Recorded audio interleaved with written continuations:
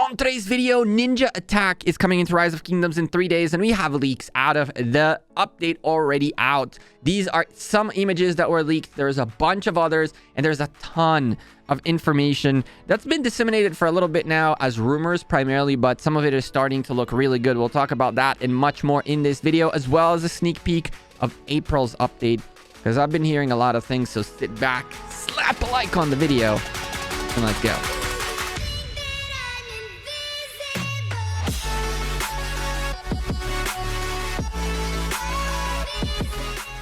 Hey there, YouTube. Welcome back to Gekko Gaming. That's right. We have a couple of images, well, a bunch of images from the coming update that include everything and anything the update is talking about and a little bit of what you should be expecting, because the verbiage always says one thing, but the things that happen in the game tend to be a little bit different than 1 week is what we expected. So let's get started by showing you this research tree right here. This research tree looks like the Heroic Anthem research tree. It looks like it went through a revamp. As you can see, the part that has the 4 types of troops that you need to level up has only 1 column in it and not 2, which is a good thing. It means that at least half of the buffs are gone. It looks like there was a full rework of the research tree from Heroic Anthem, which is very, very nice, and a slight image of the changes, including, from what it looks like, at least half of the buffs of the personal types of troops are gone. And we'll have to see what the verbiage, what the text of each and every one of these researches is, because they might have just gotten rid of the square, but the effect could still be in the current existing researches. So we'll have to keep an eye on that. But there is indeed a change to the research tree in Heroic Anthem, which is good news for us. From there, we can go look a little bit at 2 different things from the update that were talked about that are going to be added into the game. First of all, season quests for Heroic Anthem, which in theory should be giving you a boatload of speed ups. And yet, so far, what I'm seeing is for the level 1s, 1 and 2 research speed ups, which is okay if those are 1 hour speed ups or half an hour speed ups. For a level 1 quest, it seems to be reasonable. We're going to have to see, when you level up your buildings and your researches and all that, how the season quests work out and how much you get out of them. But season quests that have to do with Heroic Anthem are now with us, and they're up on the top if you want to take a look at a couple of them that are out from wherever this was taken. Below it, Crystal Tycoon. Every time you spend a certain amount of crystals, more than likely to do researches, what'll end up happening is you're going to gain these crystal chests, and crystal chests can hold up to, this is crystal chest level 3 by the looks of it. It holds up to 100,000 crystals, and these chests are chests that will remain with you at the end of Heroic Anthem for you to be able to use them whenever you choose to. So these crystal chests are looking all right. A level 3 having 100,000 crystals, though, scares me, though, because unless there's like a level 4 with 500,000 and 5 with 1 million, then realistically speaking, these crystal chests, unless they drop like candy, are going to be really not as useful. By the looks of it, just from this picture, right, you're going to spend 3.5 million crystals to get 600k in theory to be able to use next KVK for it. It sounds a little bit weird. I like the idea, again, that you get about, on the first one, 30% of your crystals back into crystal chests. Sounds good to me. And at the bottom, it went down to about less than 10%. Not ideal, but still, it's better than nothing. So, crystal chests for you right there. Nothing very juicy just yet. And this is not going to be one of those either. Kingdom Overview Screen. For a while now, the Kingdom Overview Screen was outdated. It was the same exact Kingdom Overview Screen that it's been for a while. Since it was Rise of Civilizations, the amount of information that screen is going to have and the amount of usability it has when it comes to migration, checking out the other kingdoms and all that, is very outdated. And finally, they did a little bit of a revision as to how the screen looks like. This is how a Kingdom Overview screen looks like. It'll, I'm assuming it'll contain records of whether you won or lost seasons, who you played against, and all that good stuff, kind of to give your kingdom a resume of its achievements and of its history, which is kind of cool. Nowadays, each kingdom is just a thing of its own without any history, any past, any future. I really would like Lilith to be able to create in this kingdom overview a history of what things a kingdom went through. At the end of the day, a kingdom like Kingdom 93, for example, isn't at its prime, but it would have been awesome if they had a documentation somewhere, like in their kingdom overview, of the achievements Kingdom 93 has peaked into in the past And that way, these kingdoms that have built themselves up, built that name for that number, have actually a set of receipts to prove it. Even though the correct people and the same people are not running the kingdom anymore, it would be awesome if kingdoms would have like actual meaning. Right now, they're just numbers. But as of right now, if you migrate and take your group, take your warriors, take your achievers, take your whatever it is out to a next kingdom or to whatever you want to do with them, the past kingdom doesn't even care, right? There's no reminder of who they were, where they were, and what they did. So I really like the concept of there being kingdom overview with the history of the kingdom. I think that'd be kind of cool. So that's the kingdom overview screen. From here, we have the legendary theme choice chest for 7 days. Curiously enough, there is one for 7 days and one for permanent. And the way this works is that by the looks of it, there's going to be an event in which at the end of this event, the winner is going to be able to get a legendary city theme of choice. By the looks of this, based on what I know, it might be either a Zenith of Power or maybe, I don't know which event this could be. But in here, you get there are two new options. Legendary City Theme Choice Chest, which will allow you to pick between Age of Devotion, Saints Halo, or 20 Legendary Commander Sculptures, as well as have the option to get a Legendary Theme Choice Chest for 7 days, which you're going to get 5 of each, either the Age of Devotion or Saints Halos for 7 days, 5 tokens to use those skins for 7 days. There's 2 different types of chests. This is kind of cool. I really like the choice chests that are coming into the game. I really like the fact that Lilith are realizing that they need to add more of the ability to choose things, for older players to choose the newer stuff, for younger players to choose the older stuff if they want to, and have the ability for younger players to choose the older stuff as well through through choice chests. So I like this a lot. Legendary City Theme Choice Chest, not bad at all. Ninja Attack also comes with an event, a crossover event, in which you're going to have 2 available bundles, Aina and Ryu Hayabusa, I guess is the name of them. Now, I don't know what this screen really is supposed to be, because I have no clue what the drawn out ninja and drawn out lady with the pink hair in cartoon are supposed to be. It looks like, I don't know, I've never really seen the cartoon image before, so I'm curious to see what that means. They didn't announce any commanders, but these could be 2 new legendary commanders that come out with the update without them even announcing that there's going to be commanders.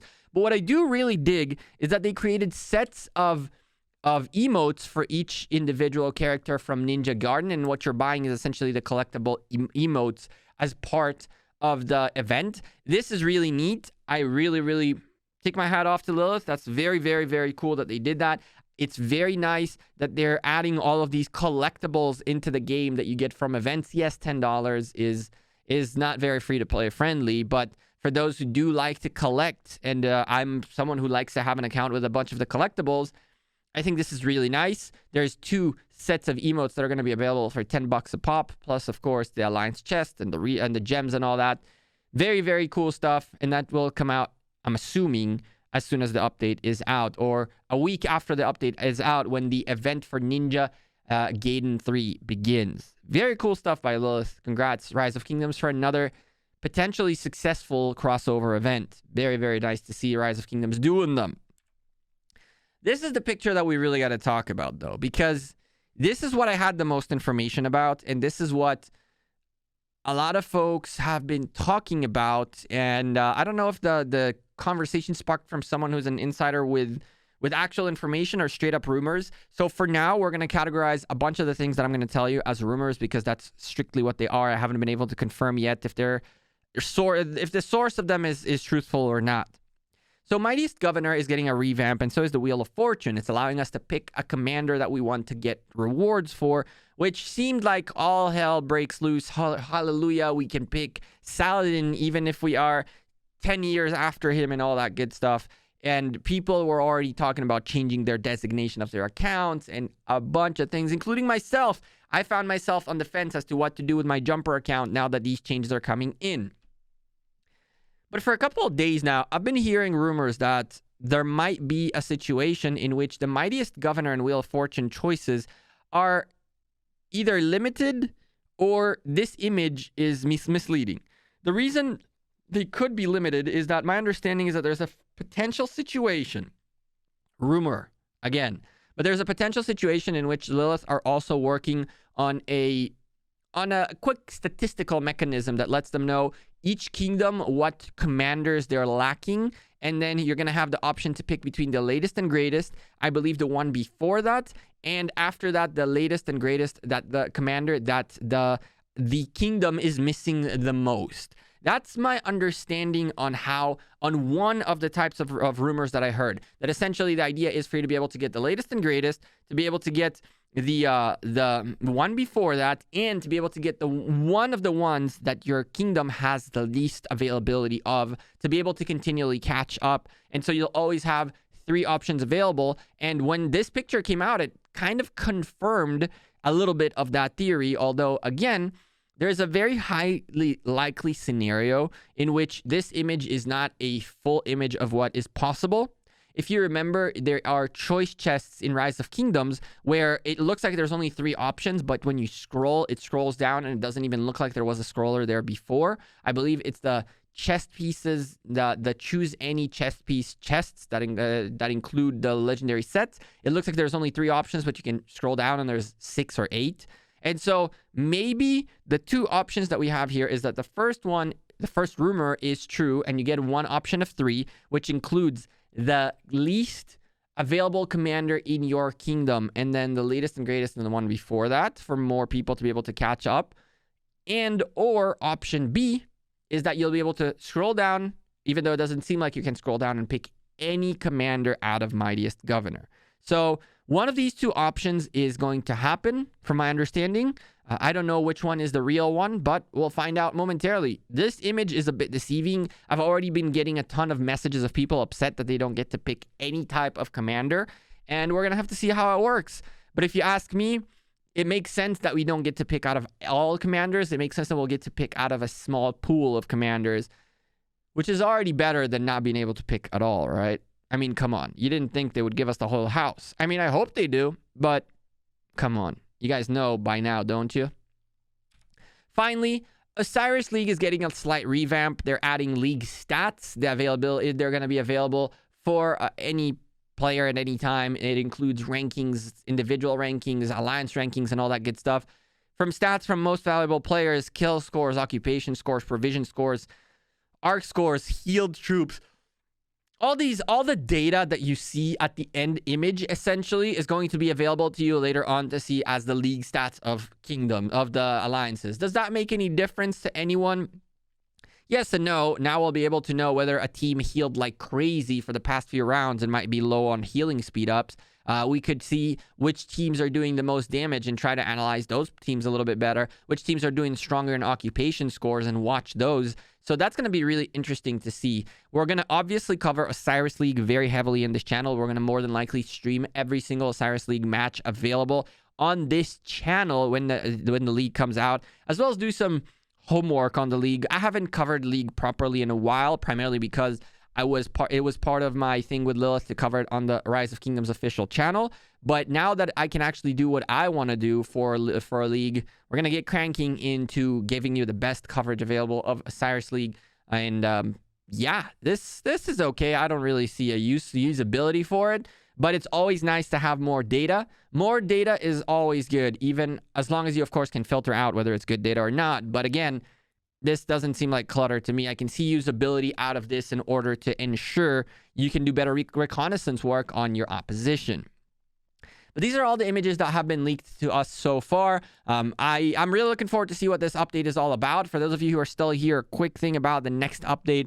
I've been hearing tons of rumors from many different sources that the next update in April is going to be fairly big. It'll include VIP level 18, 19, and 20. It should also include a rework of the whole VIP rewards, from my understanding. And it supposedly should be getting good, better than it is now. So we'll find out if all this is true or not. I've also been hearing that some of the requests by the community, according to my friend Baba, some of the requests from the community are going to be as part of the April update. So I'm really looking forward to see what happens there. Of course, as soon as the update is out, Ninja Attack, we will cover it on this channel and show you everything you need to know and see whether or not, you know, all of our hopes and dreams of picking any commander are still there or not. For now, what do you think about the update? Leave me a comment down below and let me know. I'm Gekko. I'm out of here. I appreciate every single one of you. Drop the like on this video. Subscribe down below. And how many of you thought I was wearing a white shirt? I just realized I'm wearing a blue shirt.